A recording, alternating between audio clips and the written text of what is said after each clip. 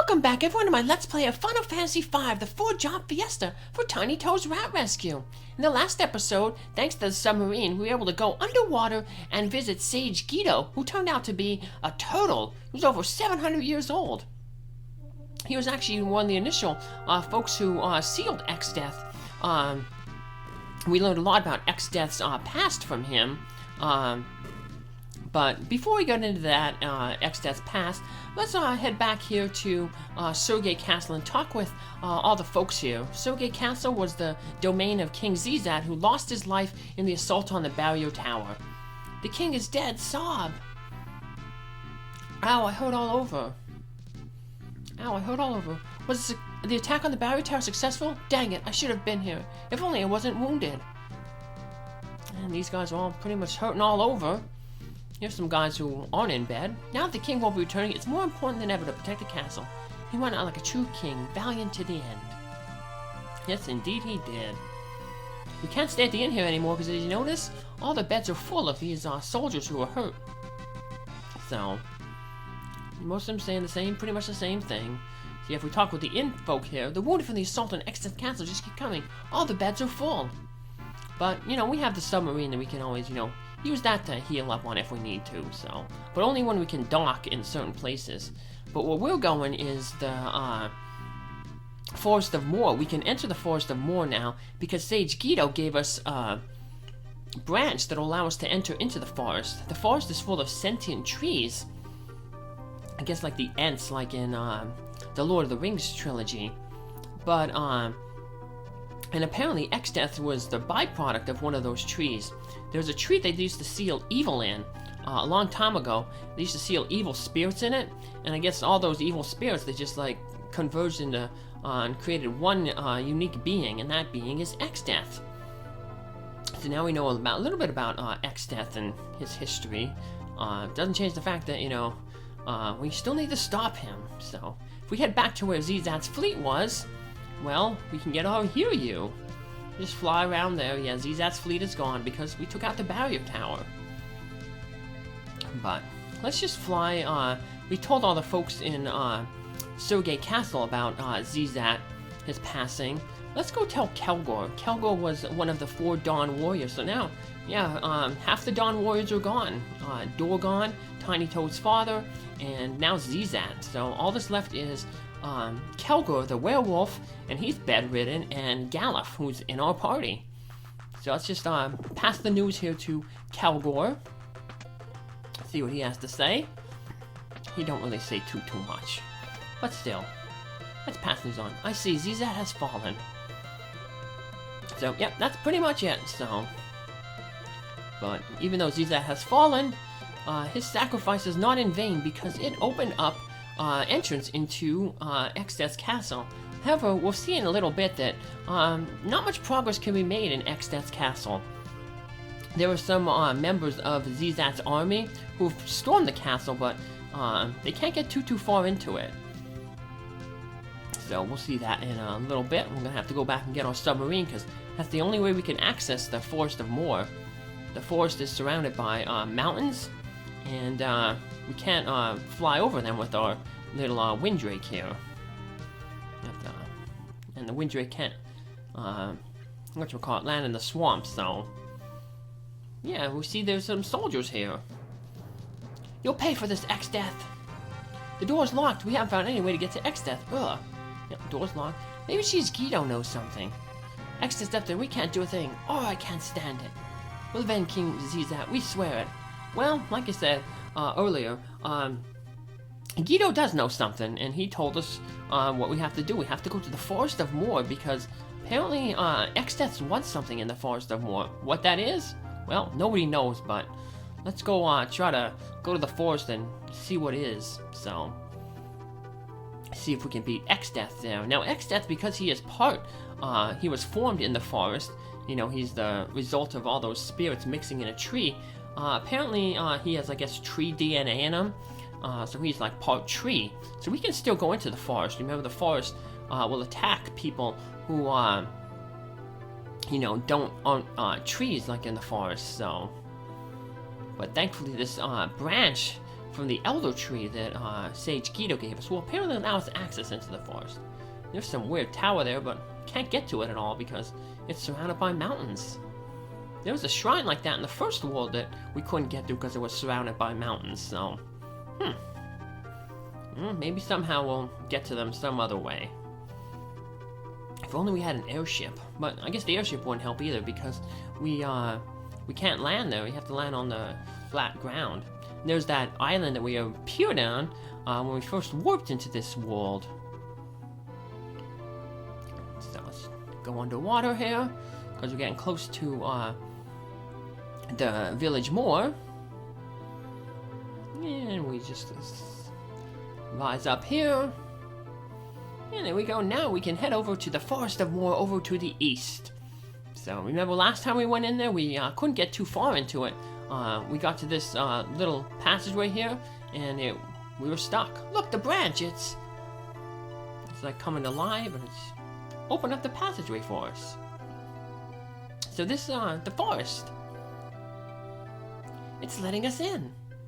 Yeah, this dungeon can be a little tricky because, one, it has a really high encounter rate, and two, you can see there's a lot of the overhead, the canopy, that makes it really hard to navigate around here, so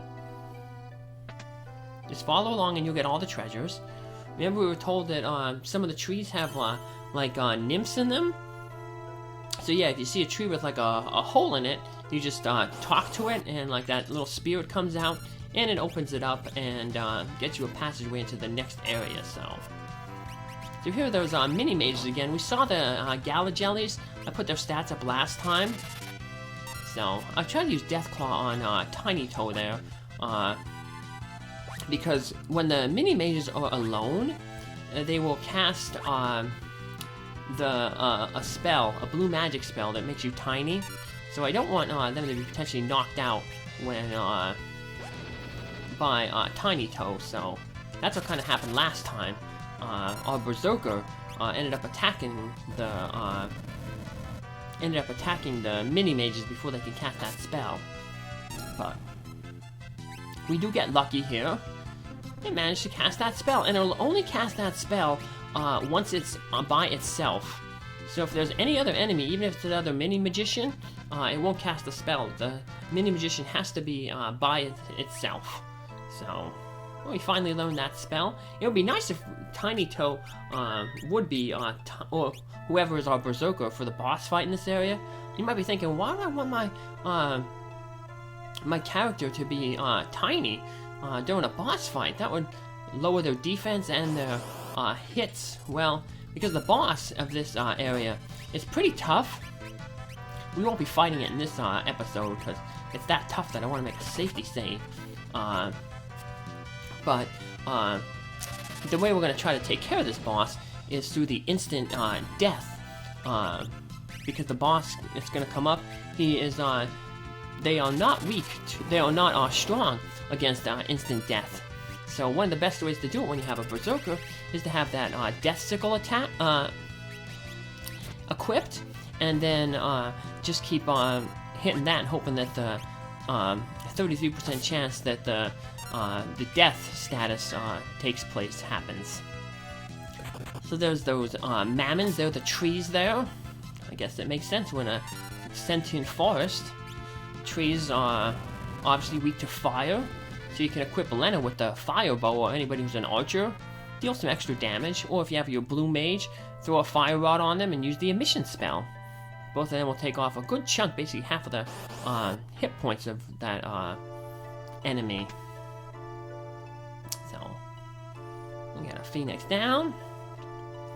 So, but we'll talk more about the boss when we get to it in the next episode, so let's just focus here on the forest.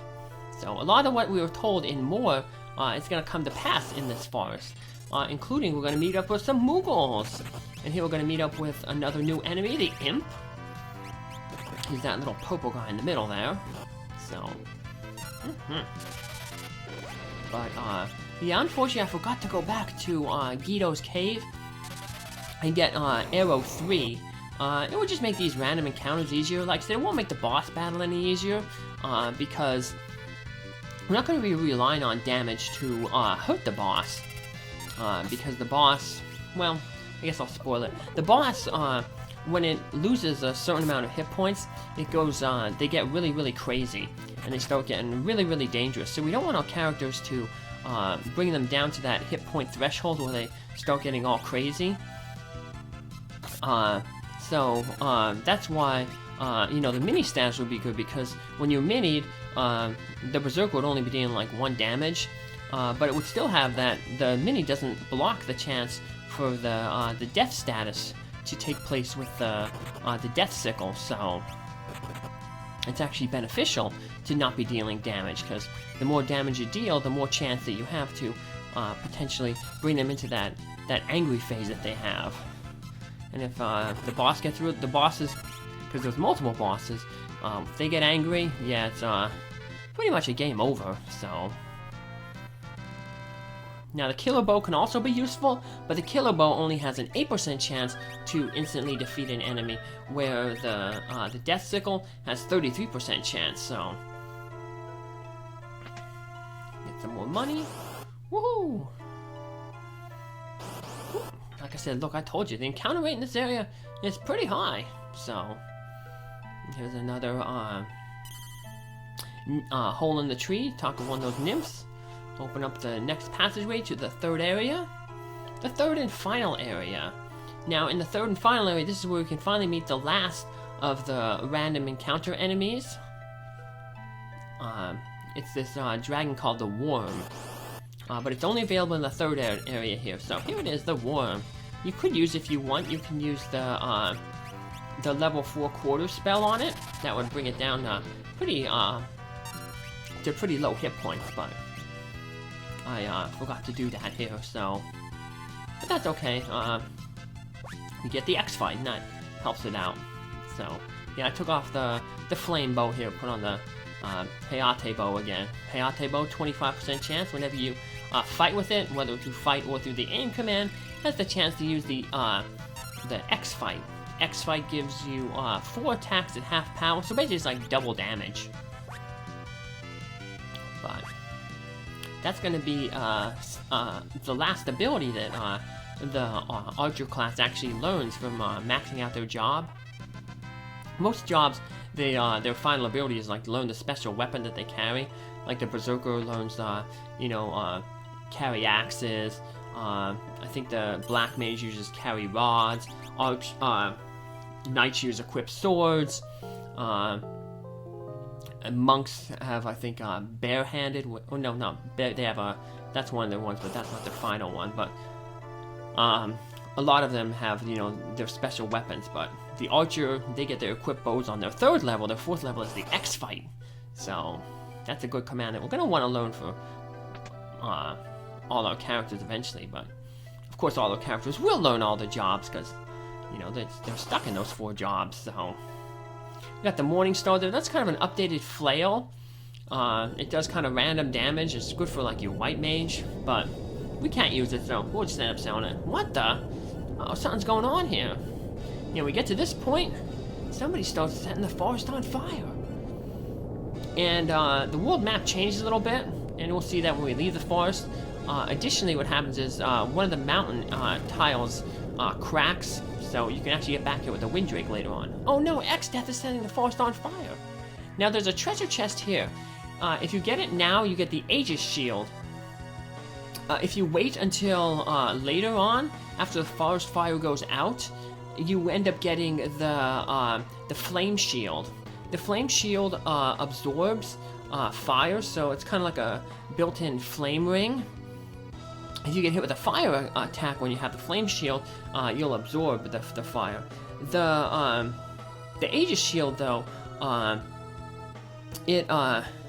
what that does is it has a 33% chance to block any magic spell cast on you. So that's a pretty good chance, especially later on when there's some pretty dangerous spells that can one-shot your character. So I think the Aegis shield is a little bit better. It has 2 less defense than the flame shield and 7 less percentage chance to avoid an attack. And of course it doesn't absorb any elements, but like I said, that 33% chance to block is pretty good. And I guess it can also be good for your blue mage, because it also gives +1 to your magic ability, so... Yeah, I think the Aegis Shield is a little bit better, so that's why I end up picking that. But you can get multiple either Flame or Aegis Shields, because they're rare steals from certain enemies, so... But... So now it's just a waiting game here. We're going to put all our characters in the back row, because... We're going to, whatchamacallit, we're going to want to minimize the amount of damage they do, especially our Berserker. So, luckily we got this little healing pond here, we can heal ourselves up. And we just wait around here. It's funny, if you go and press up against the Moogle there, he starts running faster. I mean, he's running faster in place. So, it's not like he's going anywhere. He's just hanging out there. Let's run around. Kupo! Yeah, remember the Forest Moor? See, look, we press up against him, he starts running faster. Exercise, Moogle, exercise! But, yeah, remember we were told, back in the Forest Moor, one of those guys said he was wandering in the forest, and some strange creature saw him, and it was saying, like, Kupo, Kupo. So, we can't go back into the forest anymore. That treasure chest is empty. And this treasure chest just has some ash in it, which is just a useless item. This one has a flame sword in it, good for knights, but we can't use it, so... Yep, just another piece of, thing to sell. So... I'm gonna re-equip our characters a little bit here. So... But luckily, after this thing, because the boss is to the north there, we can leave the forest. So we can go out here and make a little safety save. As you can see, Exdeath burned down a lot of the forest. And to the south there is an opening in the mountains, and we'll see that a little bit later on. But yeah, Exdeath made this big forest, but luckily we can head out here, save our game, because like I said, this boss battle coming up is really, really tough, especially if you don't know the trick to it. So hopefully that pikes your interest and makes you want to come back for the next episode, when we actually will take on this boss, and something very, very important in the game happens. So be sure to come back. Thanks for following along, and hey, remember, also support TnyToe's Rat Rescue. They do really great work. Take care, have a good day. Bye!